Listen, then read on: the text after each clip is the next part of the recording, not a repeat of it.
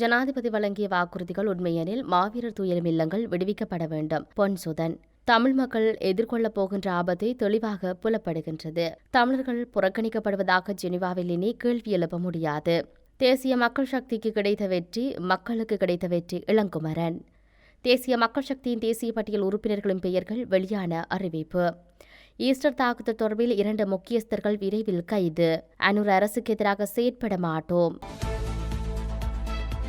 ஜனாதிபதி அனுரகுமார் திசாநாயக்க வழங்கிய வாக்குறுதிகள் உண்மையெனில் உடனடியாக மாவீரர் துயிலும் இல்லங்கள் விடுவிக்கப்பட்டு மாவீரர் நாளுக்கு முன்னதாக நல்லிணக்கத்தை ஏற்படுத்த வேண்டும் என யாழ்ப்பாணம் மாவட்டத்தில் நாடாளுமன்ற தேர்தலில் வேட்பாளராக போட்டியிட்ட பொன்சுதன் தெரிவித்துள்ளார்.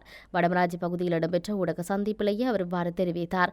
போரினால் தமது பிள்ளைகளை பறிகொடுத்த தாய்மார்கள் கூட உங்களது வாக்குகளை நம்பி வரலாற்றில் என்றுமில்லாதவாறு தங்களுக்கு வாக்களித்துள்ளார்கள். இது தங்கள் வழங்கிய நம்பிக்கையின் அடிப்படையிலாகும். ஏற்கனவே அந்த வாக்குறுதிகள் உண்மையெனில் முதல் கட்டமாக தாங்கள் யுத்தத்தில் மரணித்தவர்களை அடக்கம் செய்த இடங்களிலிருந்து உடனடியாக வெளியேறி நல்லெண்ணத்தை காண்பிக்க வேண்டும் என்று கேட்டுக்கொண்டதுடன் உண்மையான நல்லிணக்கம் சமாதானத்தை ஏற்படுத்துவதற்கு தமிழ் அல்லது முஸ்லிம் ஒருவரை நாட்டின் பிரதமராக நியமிக்குமாறு கோரிக்கை விடுத்துள்ளார். ஜனாதிபதி அனுரகுமார் திசாநாயக்கவும் அவர் சார்ந்த தேசிய மக்கள் சக்தியும் ஒரு புதிய அரசமைப்பாக எண்ணியிருக்கின்ற வரைவை நாங்கள் முழுமையாக எதிர்கொண்டோம். தமிழ் தேசிய மக்கள் முன்னணியின் தலைவர் கஜேந்திரகுமார் பொன்னம்பலம் தெரிவித்துள்ளார்.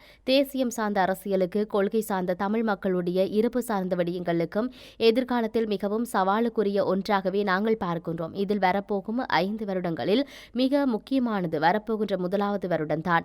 தேர்தல் முடிவுக்கு பிறகு கூட ஜேவிபியின் பொதுச் செயலாளர் டில்வின் சில்வா தங்களது கட்சிக்கு வடக்கில் ஆசனங்கள் கிடைத்துள்ளன எனவும் இனவாதத்தை மக்கள் நிராகரித்துள்ளன எனவும் சொல்லியுள்ளார். அந்த கருத்திலேயே தமிழ் மக்களுக்கு இருக்கக்கூடிய ஆபத்துகள் மிக தெளிவாக அம்பலமாகியுள்ளன. தமிழ் தேசிய அரசியலில் தமிழ் மக்களுடைய உரிமை சார்ந்த நிலைப்பாட்டுக்கு இத்தனை வருடங்களாக தமிழ் மக்கள் ஆணை வழங்கி வந்திருந்த நிலையில் அந்த ஆணையை இனவாதம் என்று சொல்லி கொச்சைப்படுத்துகின்ற வகையில் டில்வின் சில்வா பேசியுள்ளார். உண்மையில் சிங்கள பௌத்த பேரினத்துக்கு எதிராக தமிழ் மக்கள் தமது நிலைப்பாட்டை எடுத்து வந்திருக்கின்ற நிலையில் அந்த தமிழ் தேசிய நிலைப்பாட்டை இனவாத நிலைப்பாடாக கொச்சைப்படுத்தி இன்றைக்கு தேர்தல் முறையில் உள்ள ஒரு சில முறைகளால் எண்ணிக்கையால் சில ஆசனங்கள் பெற்றுக்கொண்டதை வைத்துக் கொண்டு ஒட்டுமொத்த தமிழ் மக்களுடைய தமிழ் தேசிய நிலைப்பாட்டை நிராகரிக்கின்றது என்று சொல்லுகின்ற கருத்துக்கள் எந்தளவுக்கு ஆபத்து என்பதை எமது மக்கள் உணர வேண்டும். அந்த வகையில் தான் தேர்தல் காலத்தில் நாம் எமது மக்களுக்கு தொடர்ச்சியாக ஒரு விடயத்தை சொல்லி வைத்தோம். அதாவது இந்த அரசு தேர்தல் முடிந்த கையோடு 2015 முதல் 19 வரை தயாரிக்கப்பட்ட ஏக்கிய ராச்சியம் என்ற ஒற்றையாட்சி அமைப்பை நாடாளுமன்றத்தில் நிறைவேற்றுவதற்கு நடவடிக்கை எடுக்கும் என்று சொன்னோம். அந்த ஒற்றையாட்சி ஏக்கிய ராச்சியத்தை நிராகரித்து எங்களுடைய மக்களின் ஆணையை காட்டி தமிழ் மக்களின் அரசியல் அபிலாசிகளை நிறைவேற்றக்கூடிய ஒரு தீர்வுக்கு கடுமையான அழுத்தங்களை கொடுப்போம் என்ற கருத்தை தான் நாங்கள் சொல்லியிருந்தோம். எங்களது எதிர்காலத்தில் தமிழ் தேசம் அங்கீகரிக்கப்படுகின்ற சுயநிர்ணய அடிப்படையில் சமஷ்டி தேர்வினை எட்டுவதற்கான அழுத்தங்களை கொடுப்பதற்கான செயற்பாடுகளை நாங்கள் முன்னெடுக்க இருக்கின்றோம். அந்த செயற்பாடுகளோடு ஒத்துப்போவதற்கு தயாராகி இருக்கின்ற அனைத்து தரப்பினர்களோடும் செயற்பட நாங்கள் தயாராகவும் இருக்கின்றோம். விசேடமாக ஒற்றையாட்சி அரசமைப்பின் ஏக்கிய ராச்சியம் என்ற இடைக்கால அறிக்கையை வடக்கு கிழக்கில் தமிழ் தாயகம் ஏற்றுக்கொள்ளாது என்ற செய்தியை அமைதியான முறையிலும் ஜனநாயக முறையிலும் வெளிப்படுத்துவதற்கும் அதனை திணிப்பதை ஏற்றுக்கொள்ள முடியாது என்பதை வெளிப்படுத்தி எங்களது செயற்பாடுகள் முன்னெடுக்கப்படும் என்று தெரிவித்துள்ளார். வடக்கு கிழக்கு மக்கள் ஜனாதிபதி அனுரகுமார் திசாநாயக்க தலைமையிலான அரசாங்கத்துக்கு முழுமையான ஒத்துழைப்பு வழங்கியுள்ளார்கள். அரசியல் கட்டமைப்பில் இருந்து தமிழர்கள் புறக்கணிக்கப்படுகின்றார்கள் என்று ஜெனீவாவில் இனி கேள்வி எழுப்ப முடியாது.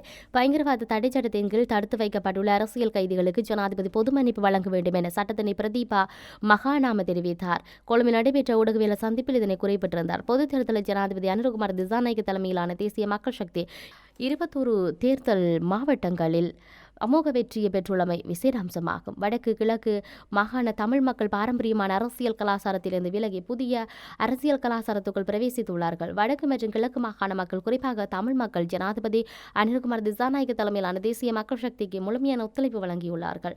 எவ்வித அரசியல் கூட்டணியும் இல்லாமல் தேசிய மக்கள் சக்தி வெற்றி பெற்றுள்ளமை விசேட அம்சமாகும். வடக்கு மற்றும் கிழக்கு மாகாண மக்கள் பொது அரசியல் கட்டமைப்பில் இருந்து புறக்கணிக்கப்படுவதற்காகவே கடந்த காலங்களில் சர்வதேச மட்டங்களிலும் சர்வதேச மனித உரிமைகள் ஆணைக்குழுவிலும் தொடர்ச்சியாக குறியிடப்பட்டது. இந்த விடயங்களை முன்னிலைப்படுத்தி இலங்கைக்கு எதிரான பிரேரணைக்கு முன்வைக்கப்பட்டுள்ளன. ஜனாதிபதி அனுரகுமார் திசாநாயக்க தலைமையிலான அரசாங்கத்துக்கு வடக்கு மற்றும் கிழக்கு மாகாண மக்கள், குறிப்பாக தமிழ் மக்கள் முழுமையான ஒத்துழைப்பு வழங்கியுள்ளார்கள். ஆகவே பொது அரசியல் கட்டமைப்பிலிருந்து தமிழர்கள் புறக்கணிக்கப்பட்டுள்ளார்கள் என்று இனி ஜெனீவாவில் குற்றச்சாட்டுகள் முன்வைக்க முடியாது என்று தெரிவித்துள்ளார். எமக்கு கிடைத்த இந்த வெற்றி மக்களுக்கு கிடைத்த வெற்றியாகும். புலம்பெயர் தேசத்தில் இருக்கின்ற உறவுகள் ஒன்றிணைந்து நமது நாட்டினை முன்னேற்றுவதற்கு முன்வர வேண்டும் என தேசிய மக்கள் சக்தியின் யாழ்ப்பாணம் கிளிநொச்சி மாவட்ட நாடாளுமன்ற உறுப்பினர் இளங்குமரன் தெரிவித்தார். யாழ்ப்பாணத்தில் உள்ள கட்சி அலுவலகத்தில் நடைபெற்ற செய்தியாளர் சந்திப்பில் இதனை தெரிவித்தார். எமக்கு கிடைத்த வெற்றி என்பது மக்களுக்கு கிடைத்த பெரிய ஒரு வெற்றியாகவே கருதப்பட வேண்டும். ஏனென்றால் இதுவரை காலமும் இருந்த அரசியல்வாதிகள் மீது மக்களுக்கு ஏற்பட்டிருந்த வெறுப்பின் காரணமாகவும் அவர்களது பொறுப்பேற்ற செயல்பாடுகள் காரணமாகவும் அரசு நிறுவனங்களை வினைத்திறமை மிக்கதாக காரணமாக இயக்கியதன் காரணமாகவும் ஜனாதிபதி அனுரகுமார திசாநாயக்க அவர்கள் இந்த நாட்டில் ஒரு இன ஐக்கியத்தை ஏற்படுத்துவார் என்ற நம்பிக்கையுடன் மக்கள் இந்த வாக்குகளை பதிவு செய்துள்ளனர். இந்த தேர்தலில் நமக்கு பல தொழிற்சங்கங்கள் உதவி இருக்கின்றன. அந்த தொழிற்சங்கங்களுக்கு மக்களுக்கும் நன்றி கூற கடமைப்பட்டிருக்கிறோம். புதிய ஒரு யுகத்தை படைத்து வளமான ஒரு சூழலை உருவாக்கி தொழில்துறையை உருவாக்கி மக்கள் அதாவது யாழ்ப்பாணம் கிளிநொச்சி மாவட்டத்தை அபிவிருத்தி செய்து இளைஞர்களும் கையளிப்போம். இதற்கு புலம்பெயர் தேசத்தில் இருக்கின்றவர்கள் உதவி செய்வதற்கு முன்வர வேண்டும் என்று வெளிநாட்டு உதவி இல்லாத யாழ்ப்பாணம் என்று பூச்சியமாக காணப்படுகிறது. வெளிநாட்டு உதவிகளை நிமிர்த்தந்தான் பலர் இயங்கிக் கொண்டிருக்கின்றார்கள்.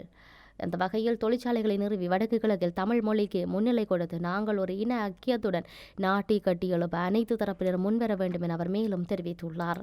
தேசிய பட்டியலூடாக நாடாளுமன்றத்துக்கு தெரிவு செய்யப்படும் உறுப்பினர்கள் பெயர்கள் பட்டியலை அனுப்பி வைக்குமாறு தேர்தல் ஆணைக்குழு அறிவித்துள்ளது. இது தொடர்பாக அறிவித்தல் கட்சிகளின் செயலாளருக்கு நேற்று அனுப்பப்பட்டுள்ளதாக தேர்தல் ஆணைக்குழு தெரிவித்துள்ளது.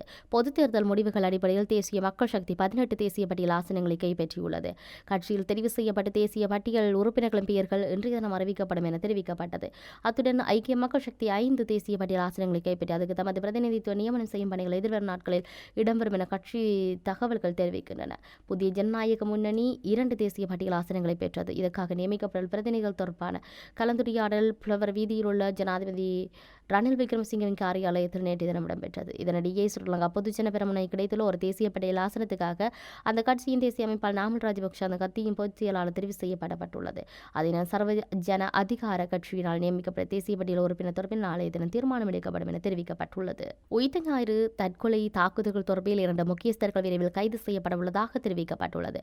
புதிதாக ஆரம்பிக்கப்பட்ட விசாரணைகளுக்கு அமைய முன்னாள் பாதுகாப்பு பிரதானி ஒருவரும் அரசியல் கட்சியொன்றில் தலைவரின் கைது செய்யப்பட உள்ளதாக பாதுகாப்பு தரப்பு தகவல்கள் தெரிவிக்கின்றன. சேனல் 4 ஊடகத்துக்கு தகவல்களை வழங்கிய அசாத் மௌலானாவிடம் இணைய வழியில் சாட்சியங்கள் பெற்றுக் கொள்ளப்பட உள்ளதாகவும் தெரிவிக்கப்படுகிறது. இந்த சாட்சியங்களின் அடிப்படையில் நீதிமன்றில் உத்தரவு பெற்றுக்கொண்டு முக்கியஸ்தர்கள் கைது செய்யப்பட உள்ளனர். சேனல் 4 காணொலி தொடர்பில் கடந்த அரசாங்கம் விசாரணை நடத்தி அறிக்கை தயாரித்திருப்பதோடு முன்னாள் நீதிபதி SI இமாம் தலைமையில் இந்த ஆணைக்குழு நிறுவப்பட்டு விசாரணைகள் நடத்தப்பட்டுக் கொண்டிருக்கின்றன. இந்த விசாரணையில் அசாத் மௌலானா சாட்சியம் அளித்திருக்கவில்லை. நாங்கள் எந்த சந்தர்ப்பத்திலும் தேசிய மக்கள் சக்தியின் அரசுக்கு எதிரானவர்கள் அல்லர் எதிர்ப்பாளர்களும் அல்ல என இலங்கை தமிழ்ச் கட்சியின் சிரேஷ்ட துணைத் தலைவரும் வடக்கு மாகாண சபையின் அவைத்தலைவருமான CVK சிவஞானம் தெரிவித்துள்ளார். யாழ்ப்பாணத்தில் அமைந்துள்ள மது அலுவலகத்தில் நேற்று தினம் நடைபெற்ற ஊடகவியலாளர் சந்திப்பில் தெரிவித்தார். தமிழ் தேசிய கூட்டமைப்பாக தமிழரசு கட்சி இருந்தபோது நாங்கள் 6 ஆசனங்களை பெற்றிருந்தோம். ஆனால் இப்பொழுது தமிழரசு கட்சி தனித்து போட்டியிட்டு 8 ஆசனங்கள் அதுவும் பல்வேறு தரப்பினரின் எதிர்ப்புகளுக்கு மத்தியில் பெற்றிருக்கிறது. எங்கள் கட்சிக்கு வாக்களித்த அத்தனை மக்களும் அதேபோல் போட்டியிட்ட வேட்பாளர்களுக்கும் நன்றிகளை தெரிவித்துக் கொள்வதுடன் வெற்றி பெற்ற வேட்பாளர்களுக்கு வாழ்த்துக்களையும் கூறிக்கொள்கிறோம். எமது மக்களுடைய உரிமை சார்ந்த எமது பயணம் தொடரும். இதேவேளை தேசிய மக்கள் சக்தி அலையாக அல்லது சுனாமியாக இந்த முறை வெற்றியை பதிவு செய்திருக்கிறது. இந்த கட்சி 3-2க்கும் மேற்பட்ட பெரும்பான்மை பலத்தை பெற்றிருக்கிறது. இந்த கட்சியில் யாழ்ப்பாணத்திலும் ஏனைய இடங்களிலும் சிலர் தெரிவு செய்யப்பட்டுள்ளனர் என்று தெரிவித்துள்ளார்.